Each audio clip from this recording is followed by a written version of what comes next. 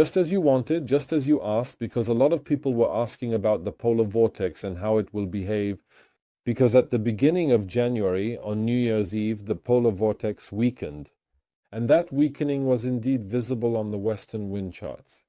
But what happens next? Let's check it out. Let's see what will happen next here. Let's start, of course, with the GFS model, which is visualized here on the WX Charts app. We can see that temperatures at 10 hectopascals are at -85, -87 degrees Celsius, especially over the Greenland and Canada areas. Of course, much higher up, not at the surface, God forbid, much higher. Well, we actually have that area. We still see that warming zone over Siberia. The warming zone peaks on the 9th to 11th with max temperatures of -8 degrees Celsius. This warming zone peaks on the 9th to 11th and max temperatures reach 8 degrees Celsius. The vortex deforms, gently pushed at high altitudes towards Europe or America. Only after the 14th or 15th do we see a strong weakening leading to vortex disintegration. Those are very high temperatures.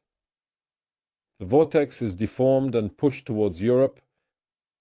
After the 14th or 15th, we see a strong weakening. This vortex is being deformed.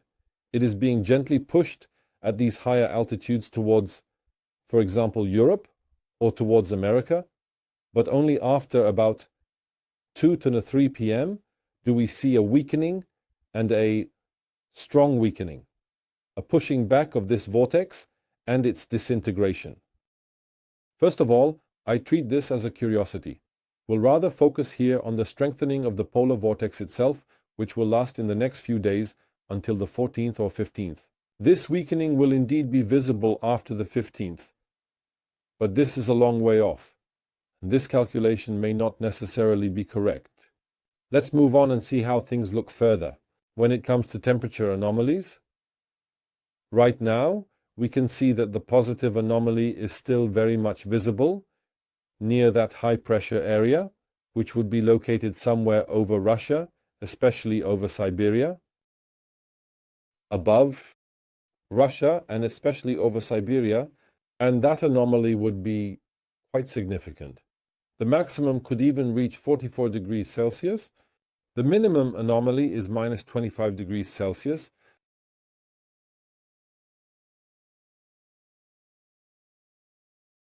And here, in general, the most interesting area, in terms of timing, is after the 13th, 14th, 15th, 16th, when we see this very strong positive anomaly reaching up to 35 to 36 degrees Celsius compared to the average from 1979-2010, 6 degrees C relative to the average from 1979-2010, 1979-2010. Of course. However, we need to wait for another 2-3 calculations to see what else might happen. In any case, what is most important for us are the readings of the westerly wind. I've already talked to you about the westerly wind, discussed this topic. In the case of the westerly wind, as the name suggests, this wind blows from the west towards the east. And this wind effectively binds and holds together all that cold mess in the middle, which is fundamentally and essentially the entire polar vortex, and it's somewhat integrated thanks to this westerly wind. It acts somewhat like a ring, causing the air to be located right around this low-pressure area, and the strong disintegration of this ring makes the situation quite interesting from this perspective. At that point, we can say that something bad is happening with the polar vortex. At the moment, we can see that nothing is really happening with the vortex. This vortex from the 11th, 12th, and 13th is quite stable. Since the 13th, it's quite stable. Indeed, we have here systems are taking a bit of that wind, but nothing bad is happening in that regard. Only later, around 1 or 2 p.m., do we see things differently. As far as temperatures are concerned, we saw that something was wrong with the vortex, but as far as that westerly wind itself is concerned, look, it's still doing well. A bit of a ragtag situation, but what does that mean for us? If the vortex is strengthening, some media say that it means we won't have winter here. If the vortex, for example, weakens and breaks apart, that means we will have winter. If the vortex strengthens, some media say it means we will not have winter. If the vortex, for example, weakens and breaks apart, that means we will have winter. No, it doesn't quite work that way. Even if the vortex were to break apart, it doesn't mean that winter will immediately arrive here, nor does it mean that winter will come in 2 weeks. There are still many other elements and factors that are indeed necessary, and conditions needed for that specific winter to actually show up here, which we'll discuss shortly. We can see here that the wind is at a very good level, but how good? Well, let's take a look. Now we'll focus on the calculations from Gev's model, and what do we see here? We're seeing the speed of that westerly wind, very good values, already around 50 to 55 meters per second. 55 meters per second, 55 meters per second.